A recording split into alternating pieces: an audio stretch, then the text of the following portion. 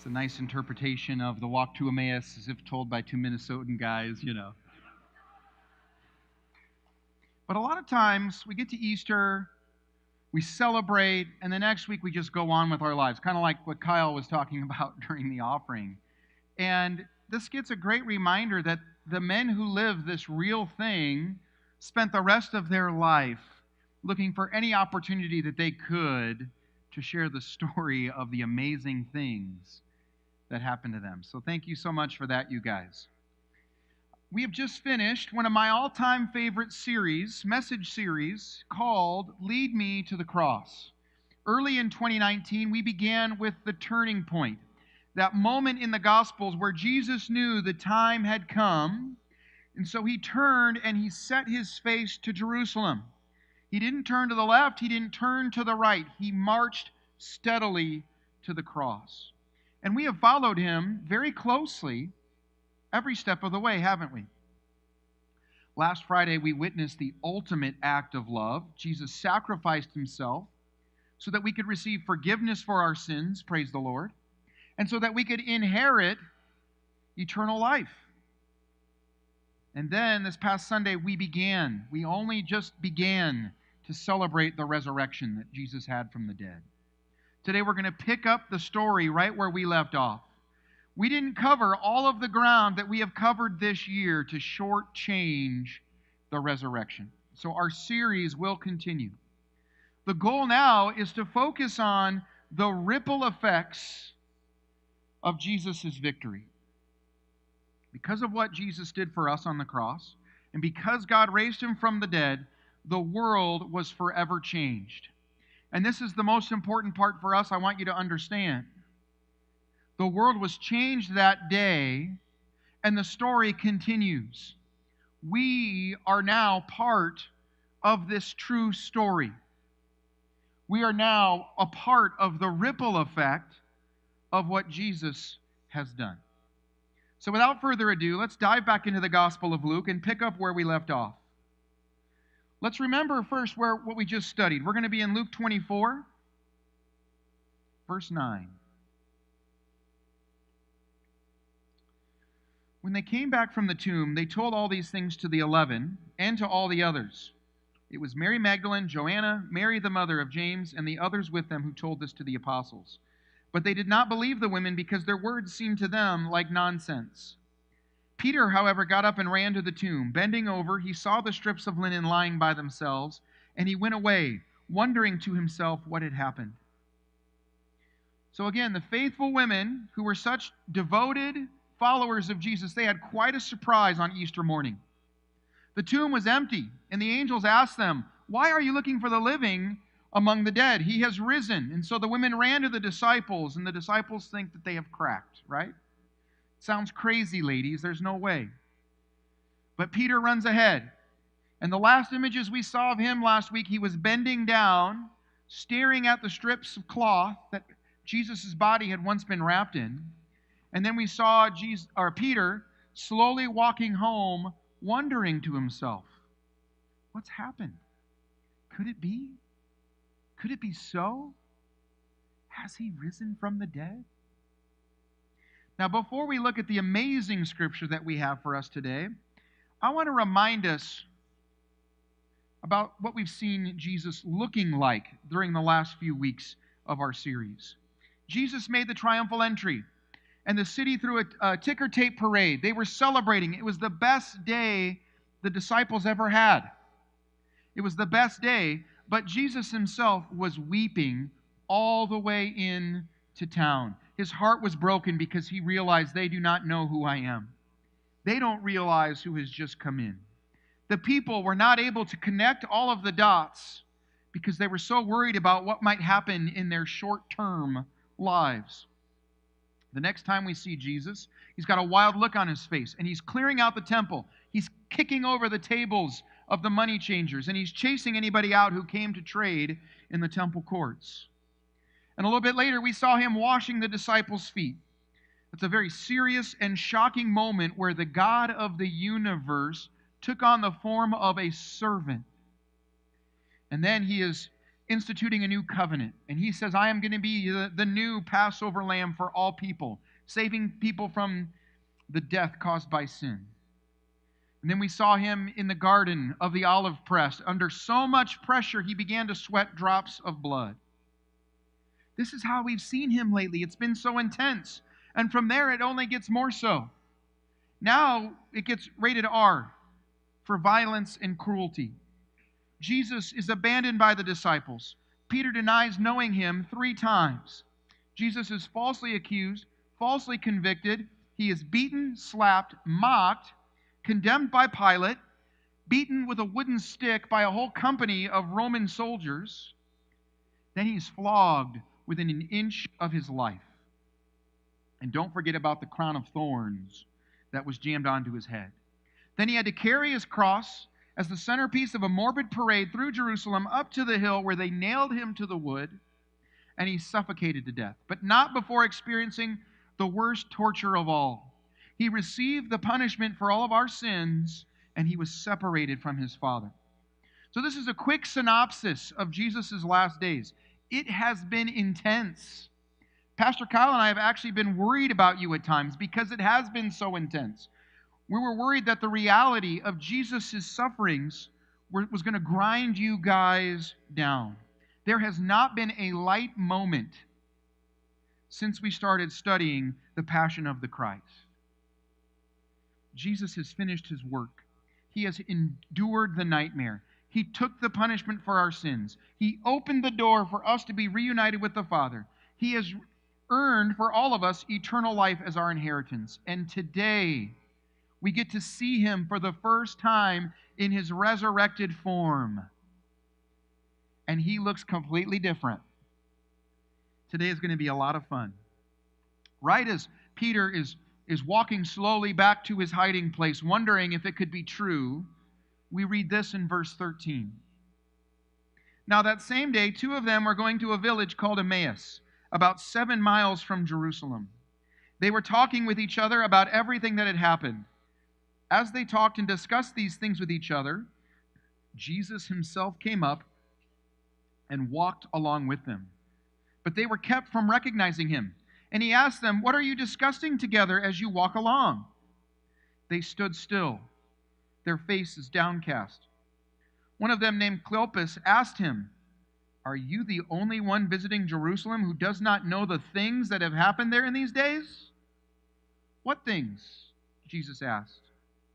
Now understand, Jerusalem sits at high elevation. So if you left Jerusalem in any direction, you were going downhill. I've been to the ruins of Emmaus 2 different times in my life. Emmaus is 7 miles downhill from Jerusalem. And to give you an idea of the distance of that walk, it's the exact same distance if you were to walk from Kingman High School to Lee Williams High School. So these followers of Jesus are now walking home after the Passover and after the Sabbath. As they're walking, they're talking nonstop about everything that has happened. And while they're walking together, Jesus himself comes up and he falls in step with them. They were kept from recognizing him, and he says, "What are you discussing as you walk along?" The first thing we hear the resurrected Jesus say is, "What are you guys talking about?" Did you see how this played out? He comes up and he says, "What are you guys talking about so intensely?" And then we read that they stood still. Their faces were downcast. So they froze right there on the road, and they looked super depressed. Can you see their heartbroken body language as they literally stopped walking? It was like the weight of their disappointment was too much to bear. One of them, named Cleopas, asked him, "Are you the only person visiting Jerusalem who does not know the things that have happened there in these days?" These 3 guys are walking together, and Cleopas is like, "How did you spend the Passover in Jerusalem and not know all of the things that were going down all around you? It was nuts in there." And then Jesus' next question makes me almost want to fall down as I realize what he's doing. As they ask him that question, he gives them a blank look and he goes, "What things?" Jesus, newly resurrected in his resurrection body, he comes upon these guys and he's going to have some fun with them. What's the point of defeating death if you can't have a little bit of fun? What's the point of doing the impossible if you can't joyfully reintroduce yourself to the world? So Cleopas is all depressed. You kidding me? How have you not heard about all the things that have happened this week? Jesus goes, what things? What things do you speak of? Jesus was the source of all the things. And he goes, what things? Now we've seen Jesus a lot lately, but we have not seen him like this. It's all been intense. And here for the first time, we see him sneaking up on his followers and saying, what things? What's happened in Jerusalem lately? And they said, about Jesus of Nazareth, he was a prophet, powerful in word and deed before God and all the people. The chief priests and our rulers handed him over to be sentenced to death, and they crucified him. But we had hoped that he was the one who was going to redeem Israel. Notice, first of all, that they called Jesus a prophet. And at the end of verse 21, they say, we hope that he was the one who would have redeemed Israel. So why are these disciples so sad? They had hoped that Jesus was the Messiah. And so they're regretfully moving him down to prophet level. Still an amazing hero, but unfortunately to them, not the one. But we had hoped that he was the one who was going to redeem Israel. And what is more, it is the third day since all this took place. In addition, some of our women amazed us. They went to the tomb early this morning, but didn't find his body. They came and told us that they had seen a vision of angels who had said he was alive. Then some of our companions went to the tomb and found it just as the woman had said, but they did not see Jesus. Then he said to them, how foolish you are, and how slow to believe all that the prophets have spoken. Did not the Messiah have to suffer these things and then enter his glory? And beginning with Moses and all the prophets, he explained to them what was said in all the scriptures concerning himself. The unbelievable has happened, and so Jesus spends the rest of this 7-mile walk connecting the dots for these two disciples. When I was a kid, I used to get coloring books that had connect the dot pages inside of them. You know what those look like, right?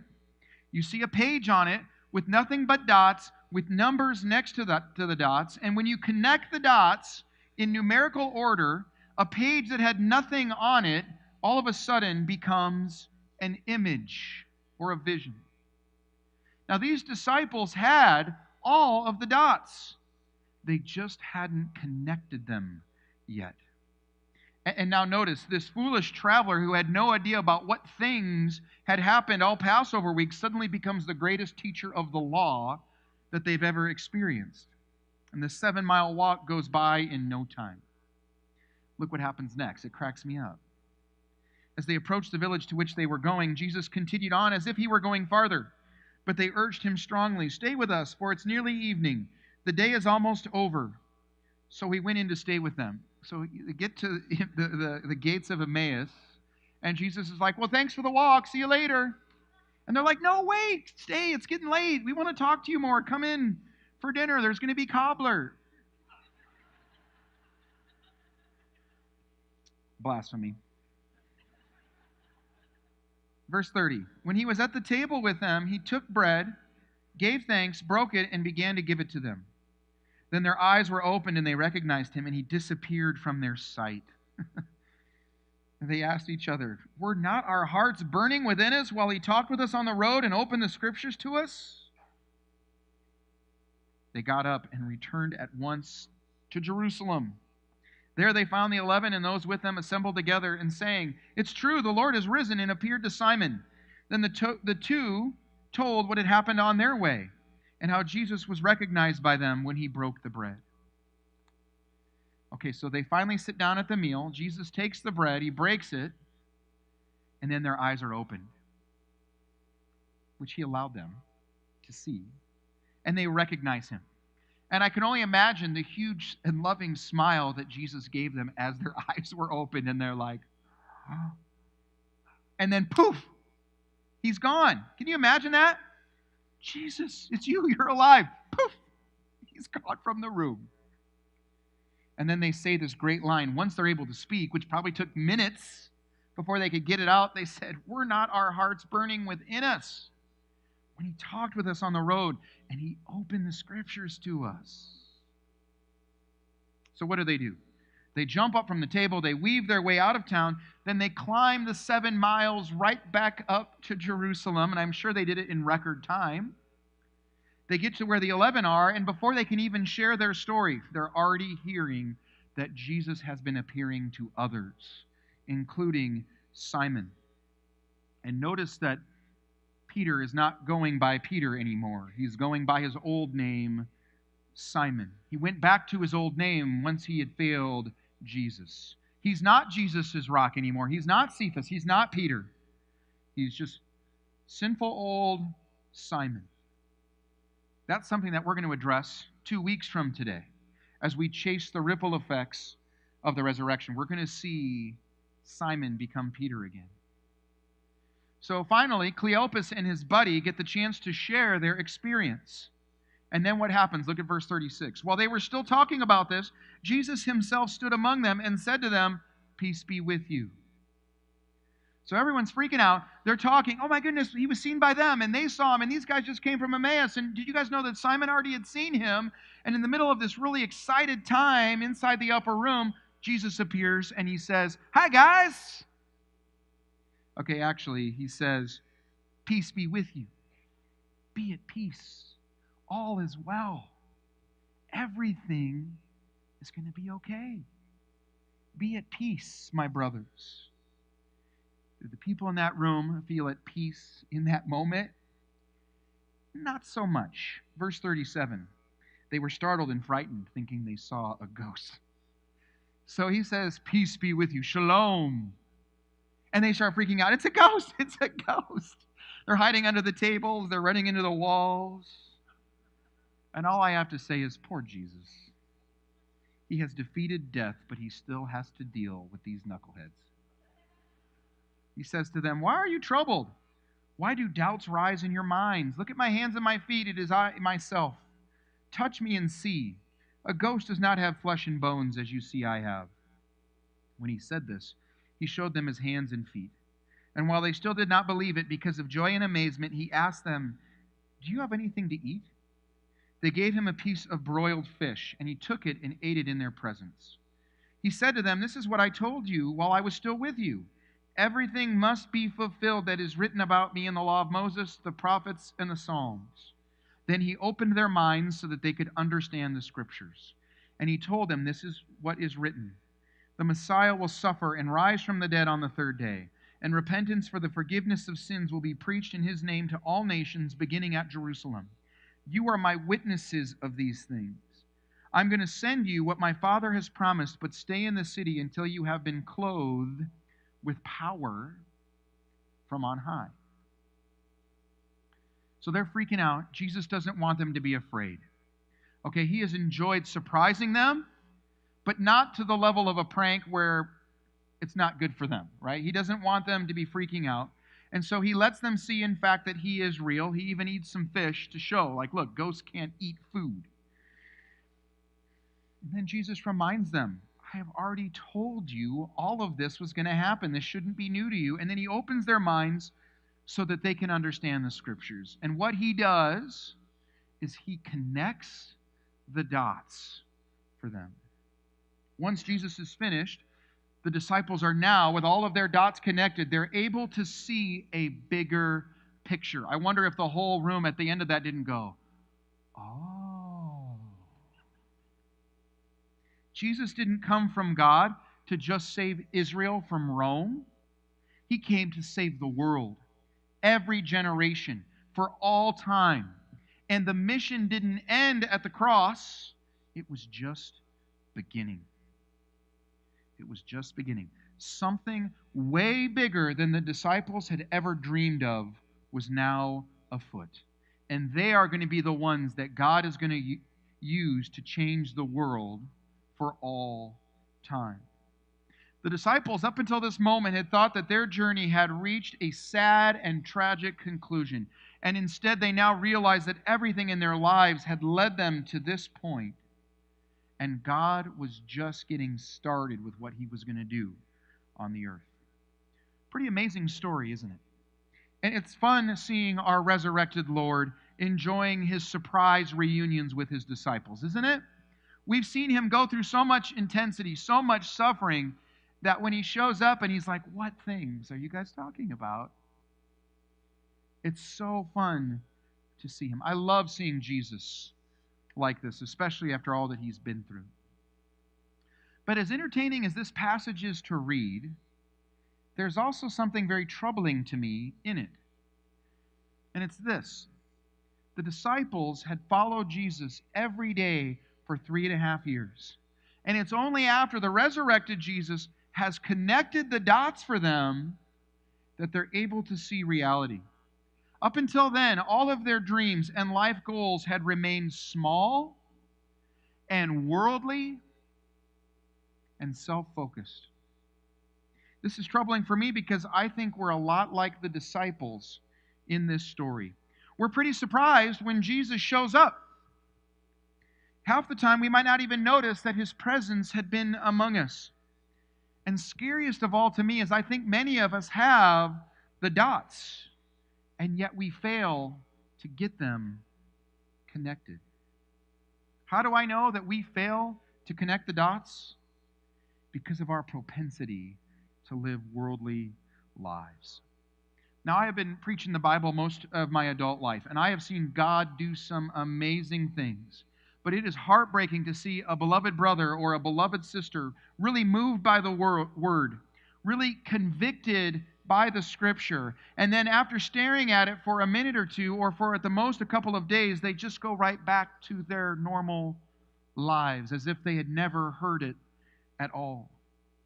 And we do this, don't we? And I'm preaching to myself first as we get into this. But we hear great sermons on drop your nets and follow me, and we're moved. We're like, whoa, I really want to go in. I don't want to hold these nets. I want an adventure with Jesus. And then later in the week, all that you hear us talking about is, man, I really want a new car. Where can I get it? Where's the deal?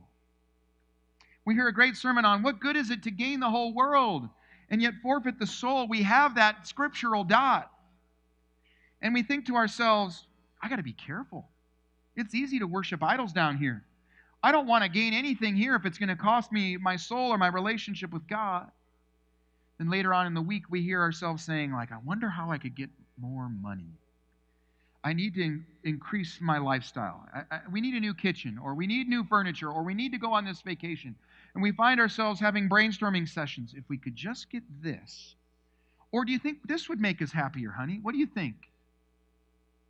We hear great sermons on deny yourself, pick up your cross, and follow me. And we're ready, right? We might even come forward at an altar call and lay our lives down before the Lord, and we think, this is what a Christian is called to do, to deny themselves. I'm going to deny myself. I'm going to say no to me. I'm going to pick up my cross, and I'm going to be just a warrior for Jesus. And we're not even home from church yet. We're in the car, we're looking out the window, and we start thinking, I wish my spouse made me happier. We hear great sermons on the harvest is plentiful, but the workers are few, and we think, I really should get involved in ministry. The church needs me. And by the end of the month, we hear, can't make it to church. We've already been gone the last 2 weekends with kid activities. We really need a day just to sleep in. We hear sermons on there should not even be a hint of sexual morality near us. We shouldn't even be associated with it. And we get all convicted and we're like, I'm going to clean out everything in my life. Sin kills everything it touches. I don't want anything to do with that anymore. In a day or two, we start thinking, I really got to get caught up on Game of Thrones. We love God. I know that we do. We adore Jesus. I know that we do. We have all kinds of dots. And yet, for whatever reasons, we fail to connect them. Here's what we would see if we started connecting all of these scriptural dots that we have been studying our whole lives. we would see that something big is going on in the world. There is something bigger going on in this world than me. That's what we would start to see. It would make our mouths drop. We would get so excited if we could connect the dots and be like, whoa, there's a mission. There's a kingdom that's breaking in. I can be a part of it. Again, preaching to myself. Every day we wake up at a crossroads. We have a choice to make. And it looks like this. Am I going to live for me or am I going to live for God? You know that tension, right? Every day there's a choice, whether you consciously make it or not. It's an opportunity in front of you. We need to ask ourselves, am I going to serve myself or am I going to serve others for Him? Am I going to exhaust myself and complain to people, oh, I'm so stressed and so busy because I've exhausted myself trying to build my own little life, my own little kingdom? Or am I going to wake up and say, Lord, I'm building your kingdom today. Give me an opportunity. I'm ready. I'm available. Put someone in my path. That's my priority. I'm pleading with you and with myself this morning, church. Don't waste your life. We talked about this last Sunday at Easter service. I haven't been able to get out of my head. Billions of people have spent their lives scratching and clawing, trying to grab some kind of thing for themselves here on this earth, only to realize in the end that this world is not their home and that everything is temporary and like dust in the wind, they're gone. And it's too late to have lived a life that mattered. Connect the dots. We don't have a lot of time. You might think you have decades, but you don't. Even if you do, you don't know if you're going to be healthy for all of that. So today matters. Journey, connect the dots. Open your eyes. Eternity is infinitely longer than this earthly lifespan that we have. We have to stop putting all of our investment into this little tiny life when we're already on our way out. Store up treasures there. That's where we spend eternity, right? Time is short. Time is precious. We need to connect the dots. If we keep giving our priorities the scraps of our time, we're not going to be who God made us to be. And we're not going to accomplish what God is calling us to accomplish. We need to connect the dots. Sin brings death. Sin kills everything it touches. Connect the dots. You don't get life when you mess around with that stuff. If there was a substance in your house that was guaranteed to cause you cancer, you wouldn't go near it. Sin's worse. And yet we treat it like it's no big deal. In fact, it's the basis of most of our entertainment. Connect the dots. And again, I'm preaching to myself first. The disciples, they became world changers the day Jesus connected the dots. Jesus showed them a bigger vision for their lives. He gave them something bigger to live for than the Israelite dream. My prayer is that the Holy Spirit will connect the dots for us this morning. I pray we can get a bigger vision, bigger reason for living than to pursue the American dream. He's risen from the dead, and He's calling you and me not just to observe what He has done, but to merge into the story. We didn't go through this whole series just to observe what He's done, even though we want to worship Him and we appreciate it. That was part of it. But the goal of it now is to not be spectators anymore, but to merge into this story. Don't you want to? Oh, it's so exciting. Jesus is calling us, just like He called them, to follow Him. What's the Holy Spirit trying to say to you this morning? Let's pray.